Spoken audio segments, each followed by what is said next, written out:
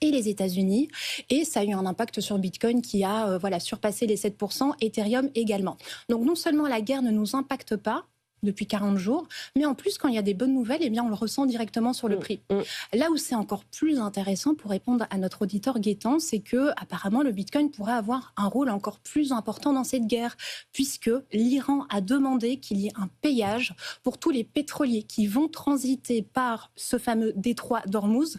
Et c'est un endroit qui est extrêmement stratégique. Plus de 20% du pétrole s'échange justement à ce lieu-là. Et ils ont demandé, alors ce sera $1 par baril, et ils ont demandé à ce que ce soit payé en Bitcoin. Alors, selon le Financial Times, il y a d'autres sources qui parlent d'autres cryptos, mais c'est super intéressant de voir que pour une fois, on a un pays qui est sous sanction, qui décide de demander d'être payé au niveau du payage. Ici, on ne parle pas du pétrole. Attention, le pétrodollar, normalement, le pétrole est payé en dollars. Ici, c'est vraiment le passage. Eh bien, ce serait payable en Bitcoin. Alors, ils veulent que ce soit instantané, de manière peer-to-peer. Ce qui est intéressant, c'est que les deux arguments qui ont été avancés dans le Financial Times, c'est que ce soit non traçable. Ils auraient choisi Bitcoin parce que ce n'est pas traçable. On sait, quand on s'intéresse à Bitcoin, que c'est faux.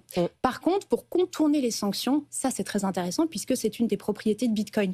Et donc pour conclure, ce qui est fascinant, c'est de voir que ces deux superpuissances qui sont opposées, eh bien elles ont compris l'intérêt de Bitcoin stratégique.